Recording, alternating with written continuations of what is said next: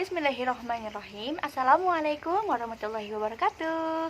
Kembali lagi bersama saya Putri Gaida. Di video kali ini saya akan presentasi tentang alokasi waktu mata pelajaran bahasa Arab MTS dalam struktur Kurtilas.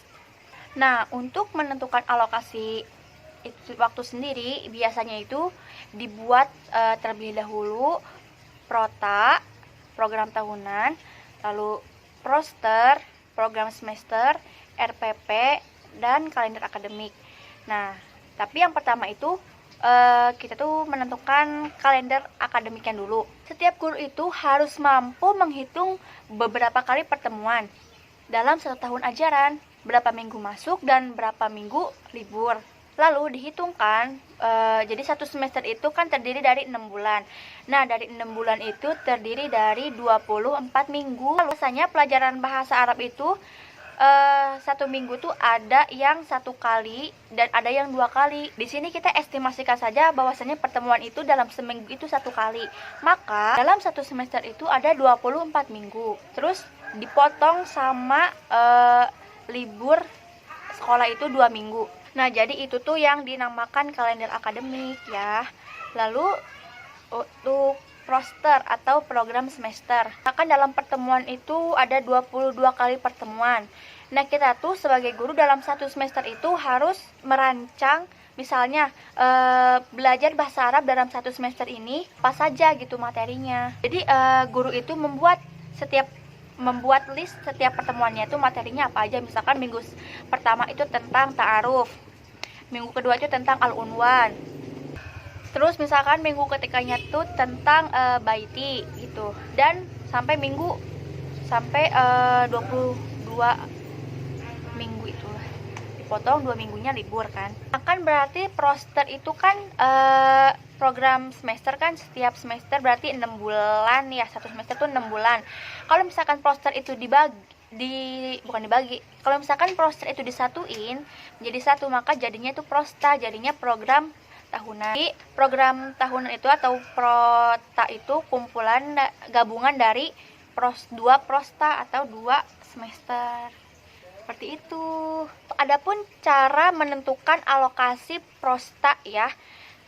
Total minggu efektif satu semester dikali total alokasi per minggu dikali 2 semester. Nah, jadi total minggu efektif itu dalam satu semester sebutlah 18 minggu ya, dikali total alokasi per minggu. Jadi setiap minggu itu kita tuh berapa jam belajar bahasa Arab. Sebutlah kita misalkan belajar bahasa Arab itu 3 jam ya per minggu, dikali 2 semester.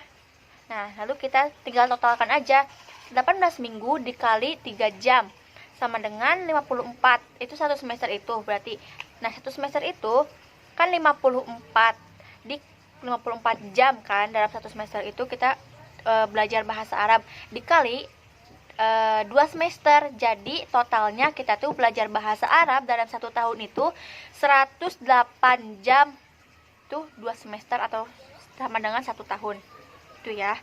Di total alokasi waktu prota itu sama dengan 108 jam tatap muka. Ya, selanjutnya itu menentukan alokasi waktu proster atau program semester. Nah, cara menentukan alokasi waktunya yaitu total minggu efektif dikali total alokasi per minggu. Total minggu efektif, misalkan dalam satu semester itu kan tadi disebutkan itu ada 18 minggu ya, dikali dengan total alokasi per minggu. Nah, hitunglah per minggu itu 3 jam kan ya. Jadi 18 dikali 3 sama dengan 54 jam berarti. Jadi total proster dalam satu semester itu ada 54 jam atau sama dengan 54 kali tatap muka. Nah, lalu adapun alokasi per bab dalam satu semester. Menentukan waktunya adalah total minggu efektif dalam satu semester itu dibagi total bab dalam satu semester. Hitunglah dalam satu semester itu ada 18 minggu ya. Kita tuh tatap muka hitunglah dalam satu semester itu ada 18 minggu dibagi dengan total bab satu semester.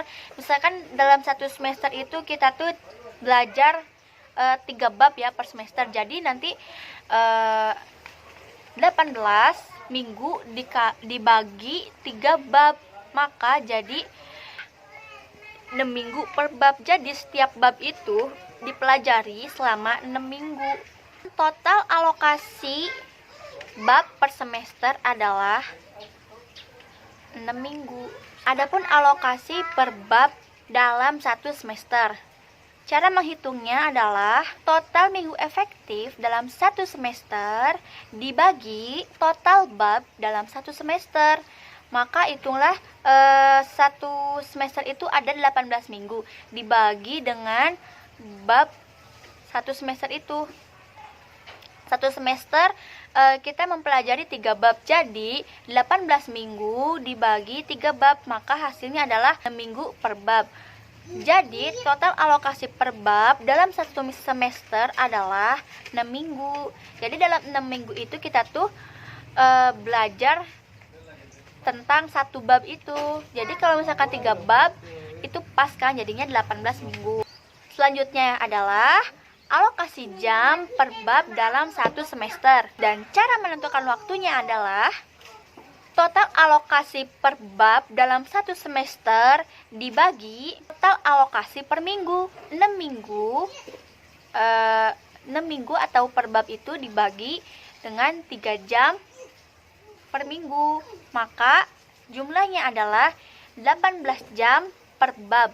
Total alokasi jam per semester adalah 18 jam per bab.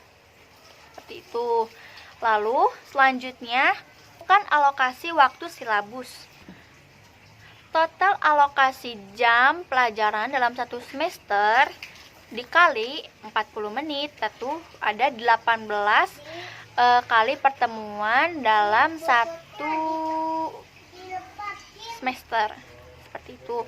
Lalu yang terakhir, menentukan alokasi waktu RPP. Cara menentukan alokasi waktu RPP, total alokasi jam per bab dikali 40 menit. Nah, tadi kan total alokasi jam per bab itu ada 18 jam kan. Nah, 18 jam itu dikali dengan 40 menit, maka hasilnya 6 kali pertemuan atau 18 jam pelajaran. Adapun runtutannya itu seperti ini ya. Jadi pertama itu kita tuh bikin kalender akademiknya dulu. Nah, kalender akademik itu dihitung hari masuknya berapa dan hari liburnya berapa. Lalu yang kedua itu kita tuh bikin prota atau program tahunan. Ketiga itu kita tuh bikin proster atau program semester. Lalu yang keempat, nah dari proster ini kita itu bisa buat RPP.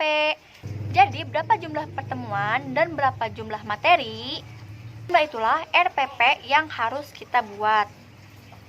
Nah, kalau proster di kampus itu disebut juga dengan RPS ya, kalau di kampus.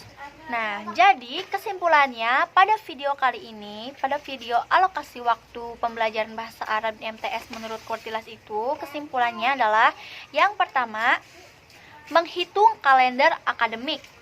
Menentukan jumlah satu semester dan jumlah 1 tahun. Nah, dalam 1 semester dan 1 tahun itu berapa minggu kita masuk sekolah dan berapa minggu kita tuh libur gitu. Kedua itu kita tuh membuat prota atau program tahunan dari kalender akademik tadi. Jadi berapa minggu kita tuh masuk sekolah. Lalu yang ketiga itu kita membuat proster atau program semester. Nah, yang ketiga itu dari prota itu kita pecah lagi menjadi 2. Jadi proster kan jadinya ada proster atau proster ganjil dan ada proster genap. Nah, itu ya. Lalu yang keempat, setelah jadi proster maka kita tabrakan semuanya menjadi silabus. Lalu yang kelima, kalau proster di kampus itu disebut juga RPS. Biasanya kalau di kampus-kampus gitu disebutnya RPS. Kalau misalkan di sekolah-sekolah gitu disebutnya proster ya. Dulu mah bukan proste, jadi kalau dulu mah triwulan, jadi setiap 3 bulan itu ada RPS-nya. Dan yang terakhir, dari proster itu kita bisa membuat RPP untuk merancang pembelajaran di setiap pertemuan. Baik, mungkin cukup sekian penjelasan yang bisa saya sampaikan. Kurang lebihnya mohon maaf apabila ada yang salah, mohon dimaklumi. Billahi taufik wal hidayah. Wassalamualaikum warahmatullahi wabarakatuh.